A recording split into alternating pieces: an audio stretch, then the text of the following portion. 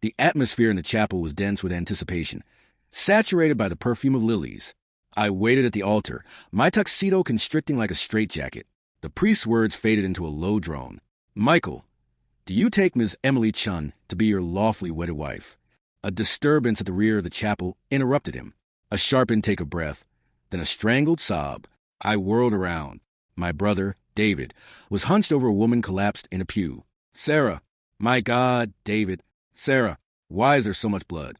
Her delicate frame shuddered, a scarlet flower spreading across the pale blue silk of her dress. Her speech was a wet, ragged whisper. "David, David made me happy." Her eyes lost focus, and she fell still. "Sarah, Sarah." David's shouts were ragged, torn apart by fear. "Ah!" My body moved before my thoughts could follow. I was sprinting, pushing through guests, the trail of Emily's immaculate dress just a smudge in my vision. "Michael." Her mother's voice, sharp as a crack of a whip, sliced through the bedlam. "The ceremony isn't finished. Where do you think you're going?" I didn't halt. "Mother, I must go today. No exceptions." "Michael," she screamed, "what is Emily to you? You will marry her today, no matter what happens." I turned at the exit, the assembled guests' ocean of shocked, disapproving stares. As for the Chin family, I hissed, the words like ash on my tongue. "Anyone who wants to marry him can feel free." "Michael Anderson, you—" Her mother choked on her fury. Mother, it's all right." Emily's voice was a strained, measured whisper, but her eyes were broken glass. The murmur started as I escaped into the daylight. The groom just abandoned his own wedding. That poor bride, honestly. You're pitying the wrong person. Emily Chun is the actual homewrecker.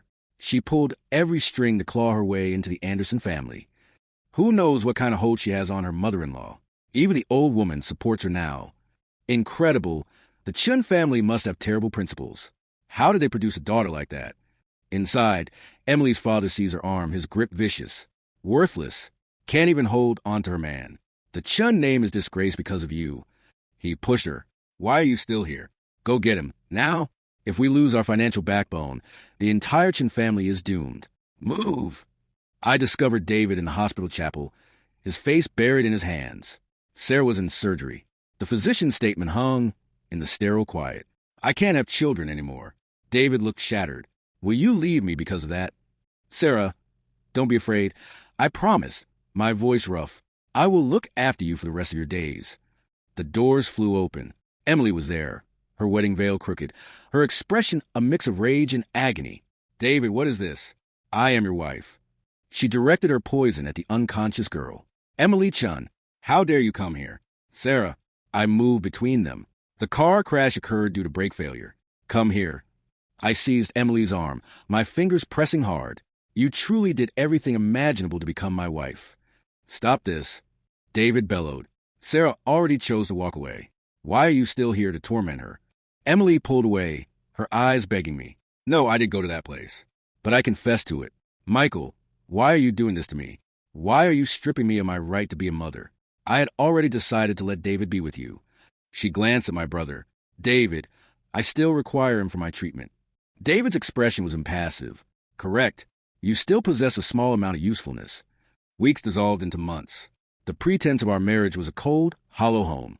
One night, I returned to the aroma of roasted meat. Emily stood near the dining table, a timid smile on her lips. "Michael, you're home. It's your birthday.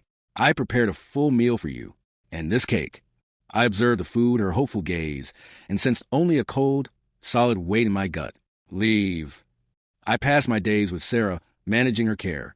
Our family acquaintance, Dr. John Miller, drew me aside at the medical facility. "Michael, she's expecting. She urgently needs to rest. She's been assisting Sarah constantly. She's receiving no nourishment. If this continues, it could harm the baby." Sarah appeared so fragile in her bed. "I will be cautious. I give you my word." "Thank you, John." Later, I observed John and Emily conversing in the hospital garden. Her head was lowered. "John," she said, "regarding my condition, could you conceal it?" "I'm terrified, Michael. I don't desire this child." John's face was filled with a pity I despised.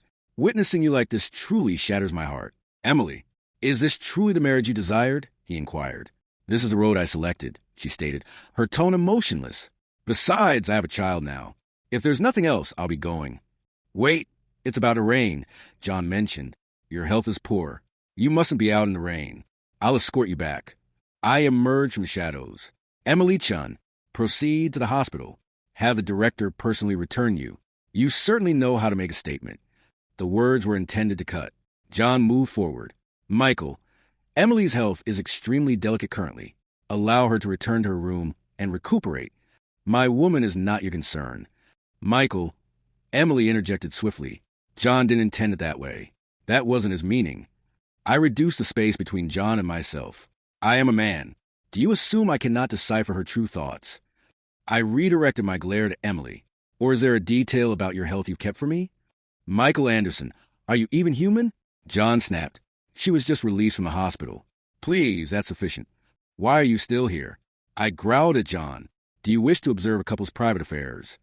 Michael, Emily implored. I am not in the mood. I lifted her into my arms. It is not your decision. You belong to me, and you can only belong to me. Michael Anderson, release me. Michael Anderson, put me down this instant. Michael. She resisted me the entire way to the vehicle, her fists striking my back. At the house, I carried her to the bedroom. Michael, I am truly weary today. I don't wish to. I pressed her into the bed. Emily Chun, you must comprehend, between us. Only I decide. My voice was a low threat. What, is Miss Sarah insufficient for you now? Sarah is a good person. How could I possibly harm her? Didn't you claim you were already tired of me? Then what is our relationship? A merciless smile touched my mouth. Yes, I was bored before. But now someone informed me of something, and suddenly it has become intriguing again. You monster, she shrieked. The schemes continued, an unending wave. Her father, Robertson, called her to the family estate on the anniversary of her mother's passing. Kneel, he ordered. Do not believe marrying into wealth permits you to disregard your family's rules. Father, I did not forget. I was merely too exhausted yesterday. Her brother, Daniel, sneered. Wow! Father, it seems Big Sister is thoroughly pampered by her wealthy in-laws. Our firm lost a fortune. Why not request Sis and her husband to assist? Perhaps provide $50 million for the family? Didn't I just provide $2 million yesterday? Emily said, her voice strained. Big Sister, if I don't see the funds, then you are no daughter of this family. Her father's voice was icy. You've been part of the Anderson family for mere years, and already you side with outsiders? Do you comprehend the investment I made raising you from a child? Calculate it yourself. Now, I simply request you contribute to your parents. Is that not the minimum you can do? He moved closer, his breath hot on her face. Do not forget, your mother perished locked in that warehouse, frozen, because she was attempting to resolve your business troubles. Kneel now. Reflect on this. What right do you possess to negotiate with me here? Mother, Emily murmured, a tear tracing her cheek. And you can cease the pretense of concern. If I don't see the money by tomorrow, you could depart the Chun house. She approached me that night, humiliation carved into her posture. Michael, I require immediate liquidity to settle accounts. I reclined in my leather chair. So what is the amount this time? $50 million. I emitted a cold chuckle. $50 million? The Chun family certainly upholds its reputation. You are all parasites. I rose. You want money? Very well. Come to the iced tea lounge now. What she encountered was a trap I arranged with Sarah. Sarah was present, performing the victim flawlessly. Sis, I am actually assisting you, Sarah said, her voice a sugary murmur. The more pathetic you appear, the more Michael will pity you. Perhaps he'll even grant the Chin family a few extra million. She turned to me, her eyes wide. Emily Chun, you are merely a toy. Eventually you will be mine. Brother, I'm all right. It's my error. I angered Sis. It's my fault. Sarah, you're lying. Emily cried. You obstructed me here. She intended to bully me. Stop this. I struck Emily across the face. The sound reverberated in the quiet lounge. Emily, is this how you request my aid? It seems my final warning was inadequate for you. Michael, I am your wife. Why do you believe him and not me? I indicated a table covered with shot glasses. The usual terms. 1 drink equals 100,000. I poured a line of tequila. What makes you think you can negotiate with me? Sarah placed a hand on my arm. Michael, you recently left the hospital. You must not drink. I brushed her off. Sarah, I understand your perspective, sis. All these years, if I hadn't accepted some of your affection, he wouldn't have become this jealous. I directed my icy stare back to Emily. Sarah, I know you are compassionate, but some individuals, the more you permit, the less they value it. I pushed the glass toward Emily. If you want money, fine. One drink, 100,000. 50 million means 500 drinks. Therefore, will you drink or not? Have you decided? Will you drink or not? She looked from me to Sarah's smug expression, her own face pale with surrender. Since President Anderson refuses to provide it, then I will not insist. You should truly reconsider, I said, my voice lowering to a threatening whisper. If I withdraw your father and your worthless brother, they will likely beg on the streets to live. That is a Chun family affair. I will manage it myself. My hand shot out and grasped her throat. You dare address me in this manner. You must be weary of living. I leaned in close. I mean, how dare you speak to me like this? So you already contacted your man. Emily Chun, you are truly repulsive. Michael, she gasped, how can you perceive me this way? I have never harmed you. You have harmed me extensively, have you not? When you conspired with your lover, did you ever consider yourself? I released her with a push. A woman I've already used. Is she truly worth 50 million? The cruelty was a weapon, and I employed it exactly. Emily Chun, is this your true opinion of me? Am I truly that insignificant to you? I will grant you one more opportunity. Drink the wine. Otherwise, not only your father and your brother, even your secret lover, he will fall with you. Her determination fractured. I will drink. Enough. I tossed the folder onto the table. This is the newly approved bridge construction project, valued over $1 billion. Can you manage it? Let's see if the Chun family is capable. I smiled, a cold, hollow gesture. You escaped too lightly. You were exceedingly fortunate. As I departed, Sarah joined me. You already possess Michael's love. So why do you persist in targeting me? Because, Sarah said, her voice shedding its sweet tone momentarily, I want all of him. Therefore you must perish. The violence of my existence finally reached us. A car accident, arranged by Sarah. Emily and Sarah were both rushed to the ER, both hemorrhaging. The doctor approached me, his expression grave. Mr. Anderson, Mrs. Anderson, and Miss Sarah both are experiencing significant blood loss. Currently, our supply, we only have sufficient for one person. The decision was immediate, driven by a warped sense of duty and guilt. Do all you can to save Sarah. Immediately, I didn't glance back as they took Sarah away. John Miller forced his way into the ER, his attention entirely on Emily. What is your meaning? I snarled at him. This is not your Miller family hospital. If anything befalls Emily, I will not pardon you. Her affairs are none of your business. Her affairs, John retorted. I am accountable. Mr. Anderson, a nurse exclaimed. Miss Sarah is conscious. She continues to ask for you. I turned to John my ultimate warning. John Miller, I caution you. This is the final time you meddle in Anderson family matters. I marched off toward Sarah's room, abandoning John to struggle for the woman I had just sentenced. He did. For 20 minutes, he struggled, refusing to surrender. Director Miller, a nurse, said softly, You've been attempting resuscitation for 20 minutes. Allow us to take over. Yes, permit us. Universal pad, 360 degrees. 360 degrees, charge. I stood in the doorway of Sarah's room, observing commotion down the corridor. A peculiar, possessive fury overwhelmed me. I strode over and seized Emily's lifeless hand. Emily Chun, until you have atoned for all your wrongs, your life still belongs to me. Did you hear me? I shouted at the physicians. Remove everyone from here. John attempted to pull me away. Release me, quickly. Emily Chun, if you dare die like this, I will ensure everyone in Chin Corporation falls with you. A monitor beeped, a faint but steady rhythm. Director Miller, the patient is responding. Emily, John whispered, his voice cracking. I am waiting for you. She survived. But upon waking, something within her had vanished. She looked at me, her eyes empty. Michael Anderson, let us divorce. The word should not have felt like a physical impact. What did you just say? Emily cannot handle any stress now, John said, stepping between us. Depart. Emily Chun, I said, attempting to regain control. I will assume you are not rational currently. We will discuss this when you improve. But she was altered. A steel core had developed in the aftermath. Previously, I was too weak, continually retreating, nearly harmed myself and my child. This time, I will protect my father regardless. I attempted to intimidate her, to pull her back into my sphere. Well done, Emily Chun. You grow braver daily. Sign the documents early, so I can accommodate Miss Sarah. Is that not beneficial? Once you depart, can you fill the bottomless pit that is my Chin family?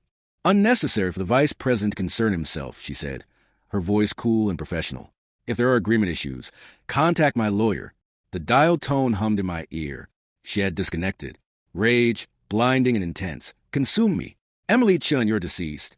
You believe my Anderson family is a location you can enter and exit freely? Fine. If you believe you can, proceed. I located her at John's clinic. How much did the Miller family pay you? So eager to part?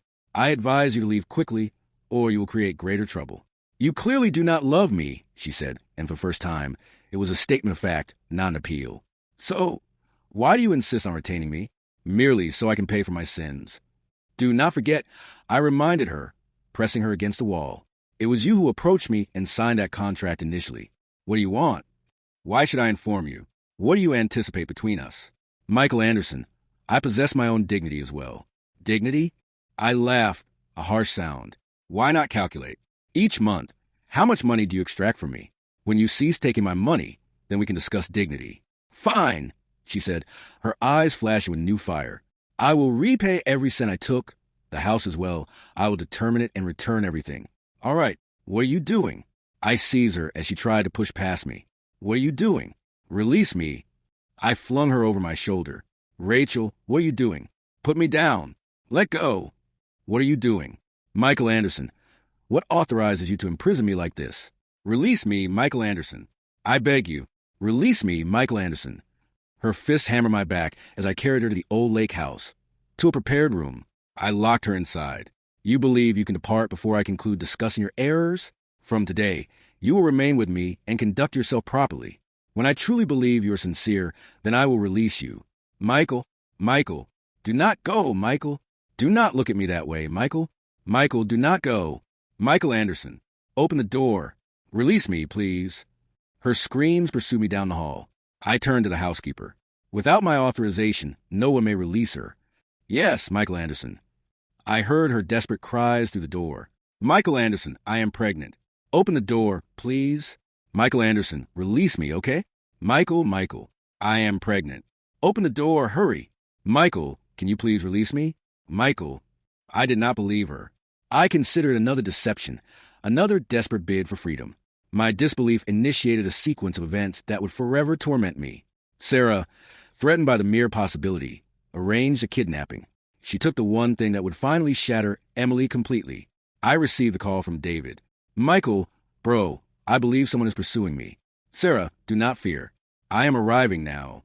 But I was too delayed. I found Sarah on a deserted road, her vehicle destroyed, but she was uninjured. She threw herself into my arms. Ah!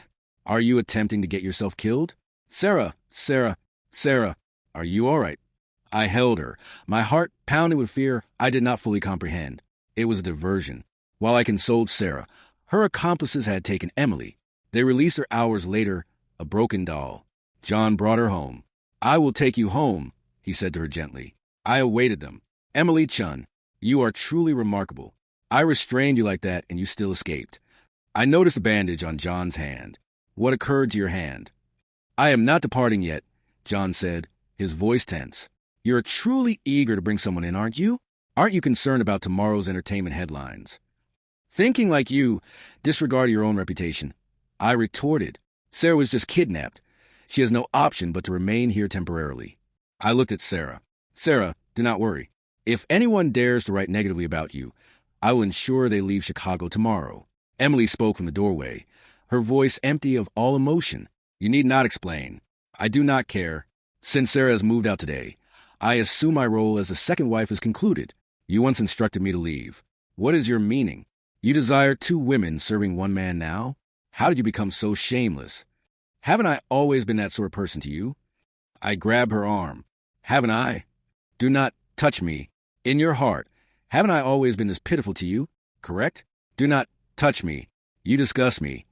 I pushed her toward the stairs. Sarah, return to the guest room and rest temporarily. I need to speak with Emily alone. Later that night, I found her burning with fever. A strange, protective instinct I never knew I possessed emerged. I requested a basin of water and a towel. Permit me, I said, my voice softer than intended. I call for you. If you are so resilient, care for yourself. But I remained, gently wiping the sweat from her brow. This is my first time performing this for someone. You should feel honored. What are you doing? She murmured, semi-conscious. Allow me to wipe inside for you. No, it's fine. I will do it myself. Is there any part of you I haven't observed previously? The old bitterness returned to my tone. If you move again, I cannot promise my actions. The fragile truce shattered when John arrived unannounced. Why didn't you knock before entering? I demanded. You know, every previous visit, I never knocked. I hope I am not intruding. If I stated you were, would you leave immediately? Sarah appeared sweet and concerned. John, you are a man. You cannot provide proper care. Allow me. She took the towel from me. Emily, the towel is somewhat cold. Endure it for a moment. The instant I left the room, her mask slipped. I heard her hiss at Emily. Emily Chun, only we are present. No need to continue pretending, correct? You believe Michael touched you because he favors you? He is merely toying with you. When he grows bored, you'll be trash he discards. Emily's response was quiet, but distinct. Then I beg you, please, assist me and cause him to fail sooner. Emily Chun, you've changed. You were never this arrogant previously. Why invest time in me? Why not collaborate? You assist my departure from the Anderson family, and I will help you become Mrs. Anderson. Emily, are you truly leaving? I am tired. I no longer wish to be entangled with you all. Sarah's voice turned cunning. Emily Chun, do you think I am foolish? Or do you possess new leverage? At the hospital, I observed you vomiting repeatedly, and now you suddenly wish to leave the Anderson family. So, does that indicate you are carrying an Anderson child? She paused, and I envisioned her triumphant smile. It seems I guessed correctly. Even if you carry an Anderson child. So what? If you dare have that baby, I will destroy you. I will make you experience losing everything. I heard a struggle, a cry, then Sarah screamed. Ah, sis, what are you doing? I rushed back in.